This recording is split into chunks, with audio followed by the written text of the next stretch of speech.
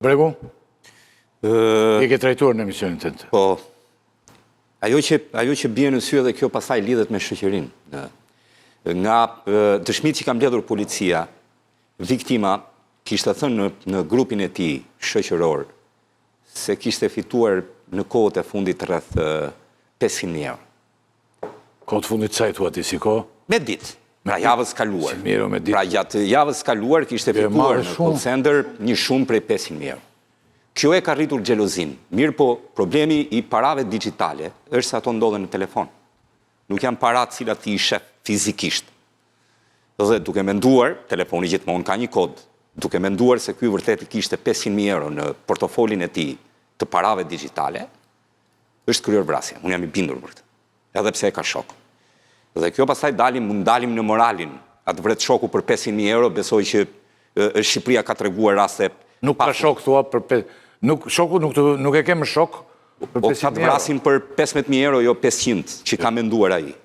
Por ajo që dalim në përfundim është që ky njeri ka thyer nga portofoli i zotërisë në Tiranë para digjitale.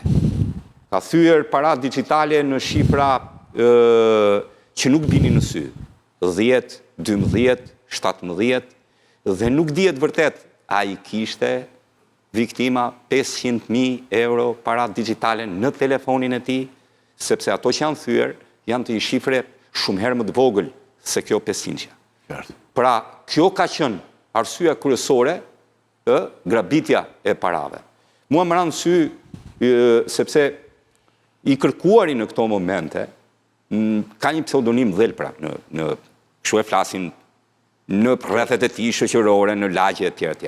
Dhe kam pyetur disa persona që mund ta njihnin, sepse duke qenë se kishte këtë pseudonimi Dhelpra, kujtova që në fakt gjithë ata që e njihnin kanë mbetur shumë të habitur që ky mund ta kryejë këtë vrasje. Ashtu ka mbetur dhe familja në cilën ky ka kryer i ka vrarë të birin, sepse ky shkonte tek familja e tij dhe ishte një shok i afërm. Por me sa duket, ai njihet për përdorimin e shpesh të lëndëve narkotike, si duket kjo bota e lëndës narkotike, kjo të çon në atë pikë që jo 500 janë shumë, sepse nuk dihet i kishte 500, por nga thënjet e shokëve është që ky e ka treguar shokëve që i bëra dikujt një gol prej 500.000 eurosh, kështu i quajnë këta kur vjedhin antartë qytetarët e Bashkimit Evropian. Ajo që mendoj unë është se kërkimi kushton. Varet se sa në të vërtet ka thyer, sepse është e vështirë për të ditur sa para ka personi në fjalë. Ai nuk mahet për një njeri i cili ka pasuri. Ato që ka thyer nga telefoni, i ka thyer në disa pika në Tiranë. I ka thyer në shifra të vogla, 8, 12 e tjera me radhë. Tani sa para ne e kuptojmë që Shqipëria është një vend, po patë para të mbajnë të fshehur. Kur bien parat, të dorëzojnë vetë se nuk ke më ku shkon. Kështu që aktiviteti i tij është i dobët, ai ka qenë i skeduar më parë për shitje narkotikësh në këtë pikë. Mirë po, policia gjithmonë, edhe ata që e kanë njohur, e ka konsideruar një shitës të një dore të fundit pa i dhënë atij një interes si personi i cili mund të kryej një vrasje të tillë, dhe prandaj edhe policia është në dyshim. A është në të vërtet ky, apo thjesht është transportuesi i trupit, i detyruar. U bë shumë shqetësuese kjo historia e zhdukjes së trupave, e groposjes së tyre, është një mënyrë po shfaqet si fenomen shumë shpesh në ndërkaq në herën e kaluar u morëm emisionin e kaluar me një vrasje në Kamz dhe autori ishte në Rati. Dhe është ende ndoshta në Rati. Autori dyshuar i vrasjes së Ardian Balloshit vijon të jetë në Rati. Bëhet fjalë për Sadik Llani, një person që konsiderohet me rrezikshmëri shumë të lartë. Janë edhe shumë para për këtë punë. Çfarë ka ndodhur? Ku po kërkon policia dhe pse nuk kemi rezultat? Unë mund të them, Aratia kushton. Nëse në rastin e parë them që maksimumi do shkoj një muaj me aq para sa ka thyer nga portofolja ti telefonit, dhe jam i sigurt që për një muaj njeriu që ka kryer, ose jo që ka kryer, se s'mund t'ja lëm ne në njeriu që dyshohet nga policia dhe kërkohet, mund të kapet brenda muajit se aq para ka për të fshehur personin në fjalë, do doj shumë kohë, pasi aktivitetet e tij i japin mundësi, rrjeti i tij shoqëror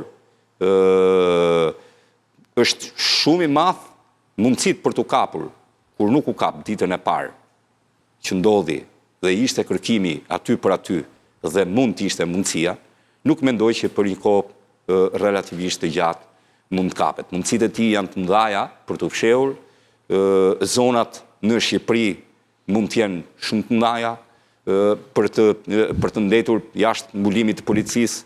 Kosova është aty gjithmonë, në Kosovë gjithmonë shkojnë edhe nuk ka kontrole. Kosova është kthyer në pjesën më të lartë të gjithë kërkuarve në Shqipëri. Sidomos gjejnë zonat pikërisht me fshatrat të Kosovës të cilat nuk ndodh krim dhe prezenca e policisë pothuajse është zero, sepse Kosova ndryshe nga Shqipëria ka zona të tëra të cilat siç mund të kemi ne Përmetin. Në Përmet krimi i fundit ku e di unë është pa vdek Enver Hoxha akoma, ku e di unë. Nuk ndodh vrasje. Dhe prezenca e policisë mund të ketë në i prerje pylli, në i prezenca e policisë në Përmet është jashtëzakonisht e ulët se s'ndodhin krime, nuk mund të ketë kap zona në Shqipëri që janë pa krime dhe policia është prezente shumë pak, duke qenë kështu ka zonat shumëta në Kosovë dhe e gjejnë strehen aty, kuptohet gjithmonë në këmbim të parave. Ravina? Po, kjo është, policia sigurisht është vënd ndjekjet autorit dhe ndoshta jo gjithmonë ajo teza që arratisja kushton është gjithmonë e saktë, sepse kishim ngjarje në Maliq për shembull që autori kishte 10 vite në kërkim edhe ishte... Ai kishte akoma më shumë para. Por ajo që kishte marrë lekë nga ZBR-ja, për mos thënë që kishte punëtor, për mos thënë që kishte informator dhe paguante në polici që ende nuk është gjetur, ai ishte akoma më shumë para. Por ajo që do të thoja unë është që dakord, autori tani është zbuluar, por interesant janë motivet që çuan drejt kësaj ngjarje, sigurisht që një konflikt i nisur shumë herët në Kalqeto mes dy personave, viktimës dhe autorit, paktën rreth një vit më parë ka çuar në këtë ngjarje shumë të rëndë. Megjithatë, kjo është vetëm në hetimin fillestar nga ana e policisë, ndoshta motivi mund të jetë diçka tjetër akoma më e madhe mes të dyve, por dyshimet e para janë që mund të jetë një konflikt banal mes këtyre dy personave. Lala?